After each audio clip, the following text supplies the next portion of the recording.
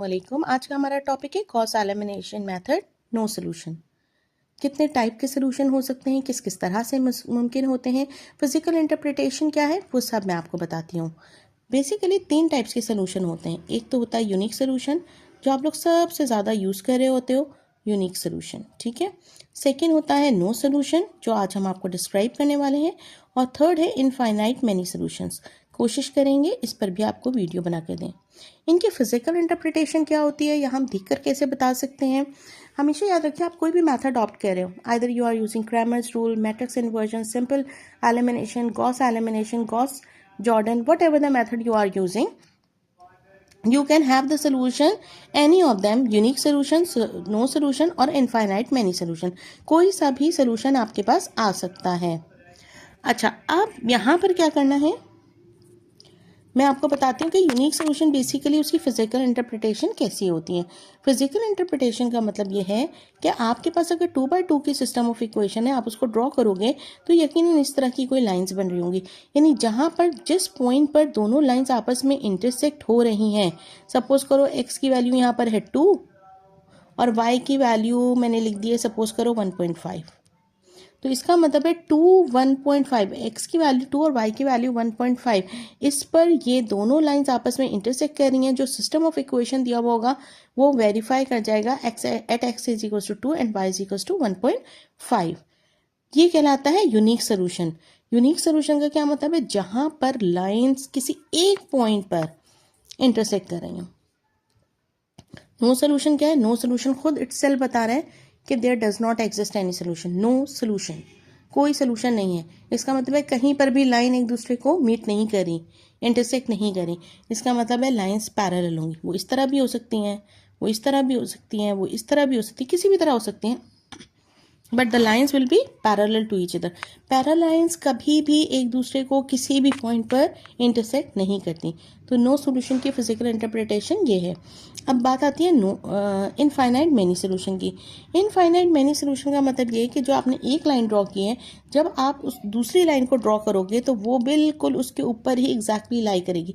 यानी there are so many points where the both of the lines are intersecting with each other, और बहुत सारे solutions बना रही हैं। Infinite many solutions, it means that there are so many solutions exist. तो बहुत सारे सॉल्यूशन एग्जिस्ट कर रहे हैं। तो ये कहलाते हैं, ये 3 टाइप्स के सॉल्यूशन होते हैं, no solution, infinite many solutions and unique solution. चलें जी, अब ये क्वेश्चन को सॉल्व कर लेते हैं। और क्वेश्चन को सॉल्व करते हैं तो ये देखो, मैंने सिस्टम ऑफ इक्वेशन या राइट साइड पे लिखा हुआ है।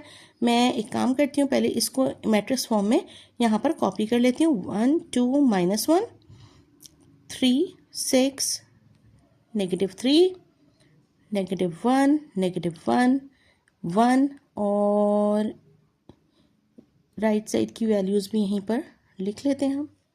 जो पहला स्टेप होता है, यहाँ पर हम थोड़ा स्पेस रख लेते हैं अपने पास। आपने में गॉस एलिमिनेशन मेथड का मेरा फर्स्ट और सेकंड लेक्चर्स नहीं लिए हैं तो वो मैं लिंक भी यहाँ कमेंट में इंशाल्लाह शेयर कर दूँगी। उसमें बहुत डिटेल में मैंने बताया है कि रो ऑपरेशंस किस तरह से होते हैं। तो रो ऑपरेशंस आपका कमांड होगा तो आप जल्दी जल्दी इसको सॉल्व कर सकेंगे। फिर भी मैं इतना बता देती हूँ कि हमें आइडेंटिटी मैट्रिक्स बनाना होता है कुछ इस तरह से 1 0 0 0 1 0 और 0 0 1। सबसे पहले यहाँ पर जो भी एंट्री होती है उसको 1 बनाना होता है। इसकी मदद से, इस 1 की मदद से कॉलम 1 के तमाम वैल्यूज़ को 0 बनाते हैं। फिर उसके बाद हम जाते हैं नेक्स्ट कॉलम पे। नेक्स्ट कॉलम में हमेशा सेकेंड एंट्री को ही 1 बनाना होता है।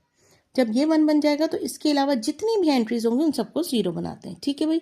अच्छा, अब हम काम स्टार्ट करते हैं। और 1 बनाने के लिए हमेशा उसी नंबर से डिवाइड करना होता है। ये इसको 1 बनाना चाहिए, ये ऑलरेडी 1 है भाई, तो एक काम हमारा ऑलरेडी हो चुका है।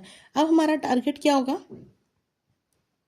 हमारा टारगेट होगा इसको 0 बनाना है और इसको 0 बनाना है। इन दोनों को हमने 0 बनाना है। 0 बनाकर देख लेते हैं हम।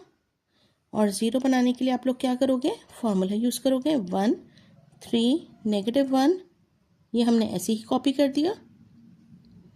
और 2 को 0 बनाने के लिए क्या करोगे, पूरी रो में से 2 को माइनस करोगे, साथ में मल्टीप्लाई करते हैं रो ऑपरेशन में R1, कॉलम 1 के लिए R1 को, कॉलम 2 के अगर आप बना रहे हैं तो वो आपने R2 को मल्टीप्लाई करना होगा, कॉलम 3 के लिए R3 को।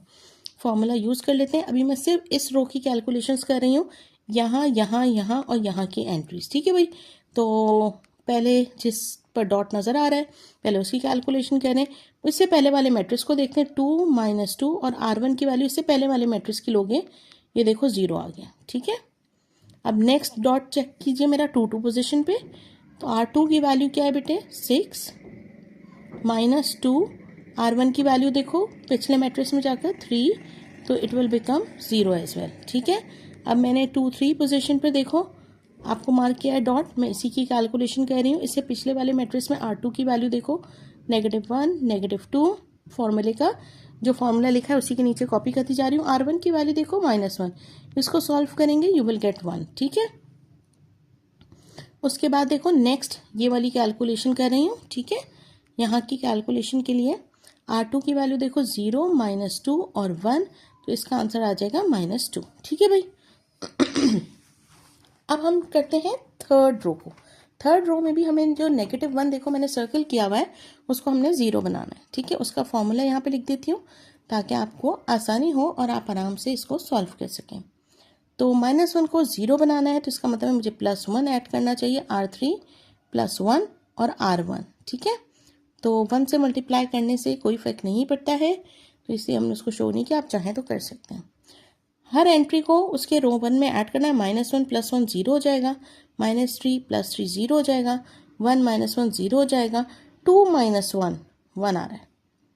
अब देखो अगर मैं इसको थोड़ा सा इक्वेशन फॉर्म में लिखने की कोशिश करूं, कि यहीं से मुझे पता लग गया कि नो सोल्यूशन है, लेकिन मैं आपको लिख के दिखाती हूँ। देखिए पहली इक्वेशन यहाँ से इस वाले मैट्रिक्स से ब्लू मैट्रिक्स को मैं कॉपी कर रही हूँ, x + 3y - z = 1। ठीक है भाई, नेक्स्ट को देखो x 0 हो गया, y 0 हो गया, सिर्फ z बचा है, z = -2, z की वैल्यू आ चुकी है। I can substitute the value of z in equation 1 as well. ठीक है, लेकिन मसला क्या आ रहा है, y की वैल्यू भी होनी चाहिए in order to get x। अब यहाँ पर x भी 0, y भी 0, z भी 0, यानी 0 = 1। क्या 0 = 1 कभी पॉसिबल हो सकता है? क्या 0 1 के इक्वल हो सकता है? It can never be. तो दो नंबर्स आपस में एक दूसरे के इक्वल आ जाएं, या नंबर्स हैं no x no y no z exist, तो इसका मतलब है ये नो सोल्यूशन है। The lines are parallel to each other, और ये सोल्यूशन नहीं बना रहे हैं। हाँ अलबत्ता एक चीज़ और मैं बता दूं, अभी मैं नेक्स्ट वीडियो में भी इंशाल्लाह ज़रूर शेयर करने की कोशिश करूँ। अगर 0 = 1 ना होता, ठीक है, 0 = 0 हो जाता, 5 = 5 हो जाता, 2 = 2 हो जाता, -4 = -4 हो जाता, इस टाइप का, यानी कि एक नंबर अपने ही इक्वल आ जाए, तो ऐसी सूरत हाल में ये इनफाइनाइट मिनी सोल्यूशन होता है फिर।